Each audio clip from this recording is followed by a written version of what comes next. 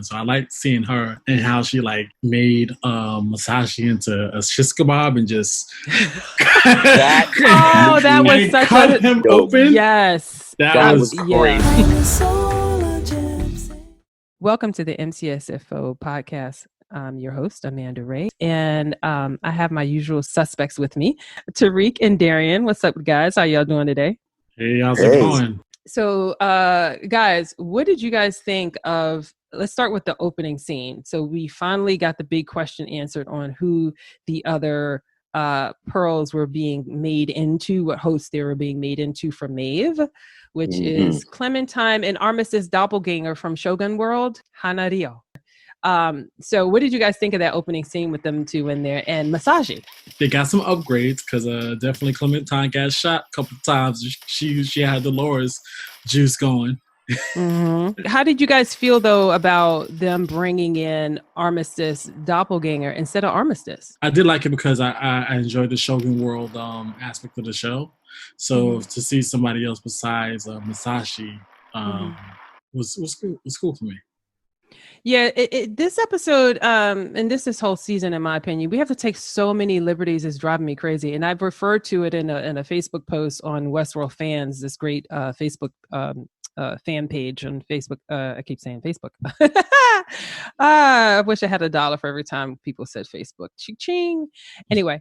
So one of the things that I said is like with this episode, I have to pick the fly out of the ointment. That's how I describe this whole season. In order to enjoy it, in order to watch it, I have to, turn my back on so many things or explain away. There's no explanation for certain things. I mean, it just drives me a little batty. But it was definitely a hot scene. It would have been nice to see Armistice in it. I liked Armistice's doppelganger. I thought she was cool, but I kind of really liked Armistice a little bit more. It would have been great to see her in it.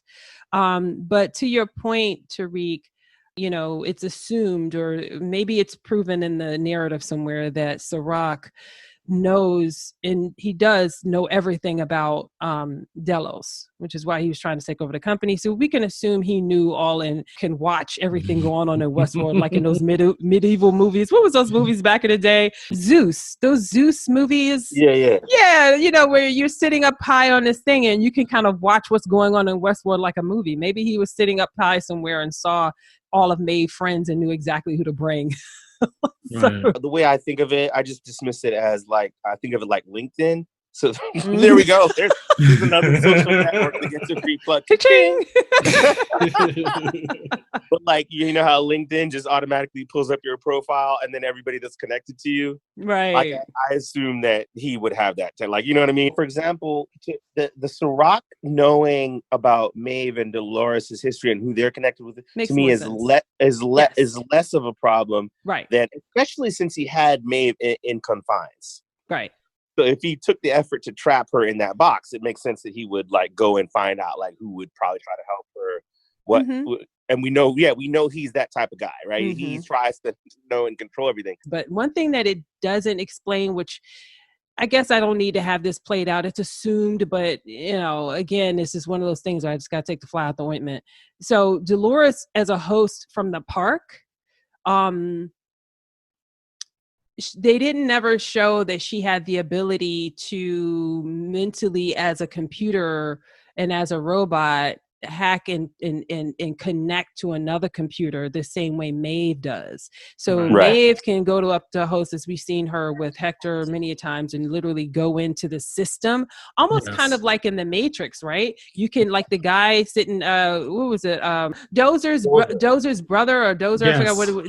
He would sit there and see the code. That's kind of how Maeve would always be able to see the code, the way she could see where her pearl was and see, she had that ability. And we saw the way that they showed the audience that she had that ability, they never show that Dolores can do the same thing. So we just have to assume she has the same thing. But it would have been nice, but it would have only taken 2 seconds of a clip to see that she had the ability to do that, where they do that with Maeve like a million times. Yeah. Like Maeve's makes sense to me. Like, that doesn't seem strange because it's like we saw her in season 2 up her own aptitude and skills and stuff. Exactly. So because we know that was her journey, we can make that leap that she's moving into the real world and she's still connected to a lot of systems. So we have to assume that like whatever systems that like Delos probably would have been on the same operating system or whatever, she can also be on that same network. So that's just the way I see it. It's more like it's just an extension. But Dolores never had that. No, so she's never been given that. Yeah, and the other thing too is so moving right along again. This is part of my emotional roller coaster ride of this episode, because the opening scene, I'm just like, wow, what a great opening scene, and I'm like, yay, so excited. And then the scene when Caleb starts asking all these questions to Dolores, I'm like, finally, yes. I've never seen him ask these many questions of Dolores ever. All of a sudden, he just became that little kid, just had like a whole lot of questions, but he never asked the prize-winning number one question. What do you mean, Dolores, when you keep saying our kind? He never asked her. Well, what do you mean when she says that? Yeah, I'm okay with that one. Really? And the reason why is I think the way they did it was like, so when she got shot, then it was like, okay, she's obviously a host. I forget what episode it was. Maybe it was the episode right before. No. Wait a bit. Back up. So you saying that he concluded that?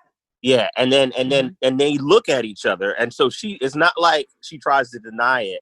She's covering it up more so for everyone else, but not for him. And so at that moment, that they have, that's the first thing, right?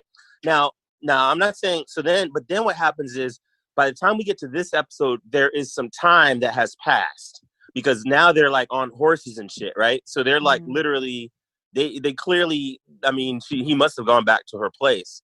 Because, I mean, we never see her go to an apartment, which is really bothering me.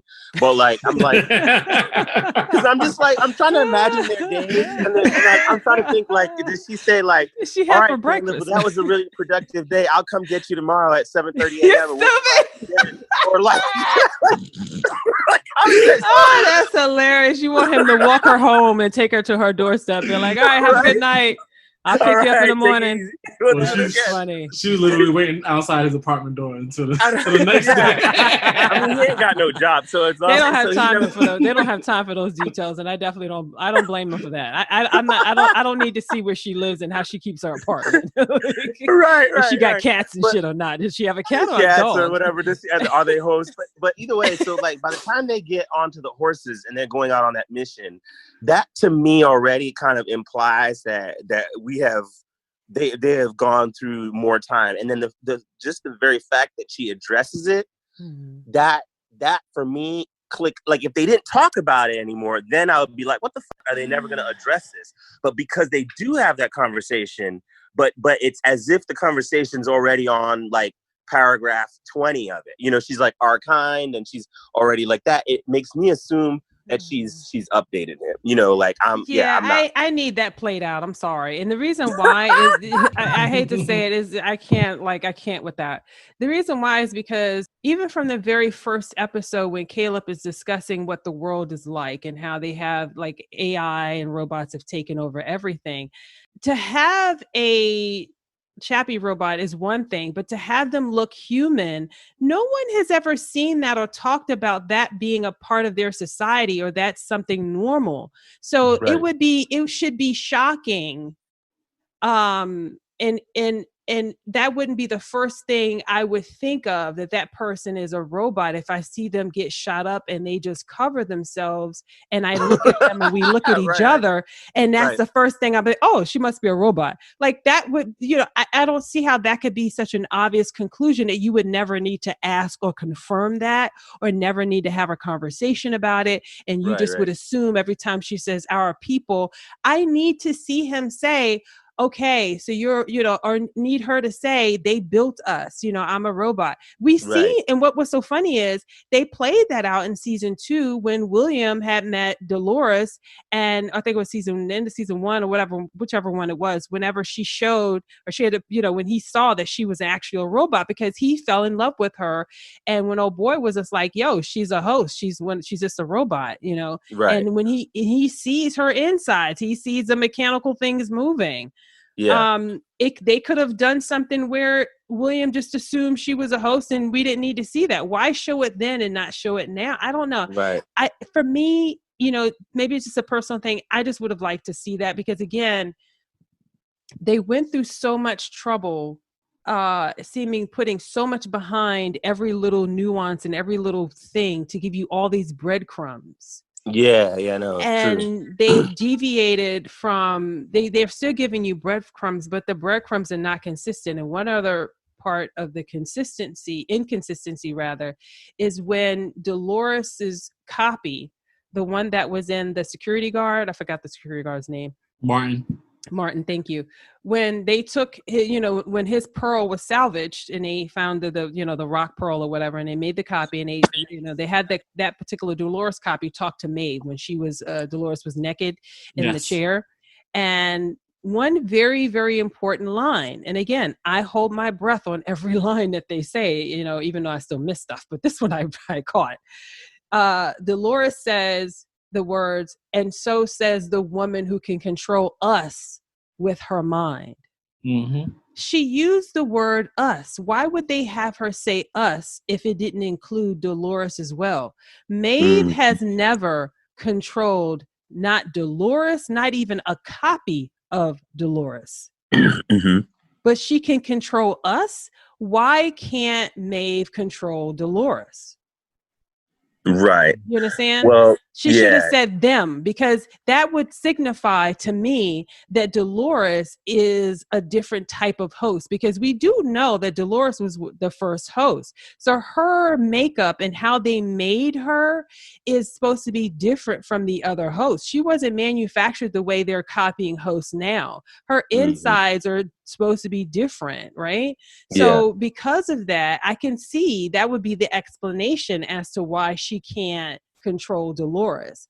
But again, that's me having to, fill that part in, because that's never explained. Well, if you want to go there, I mean, honestly, with the whole Maeve controlling stuff thing, they have been a little convenient about that as well, because there are times when Maeve can control stuff, and there are times when she can't, and we're never really get a clear idea of what is the so the rhyme or reason of when she can do it and when she can't. I totally agree.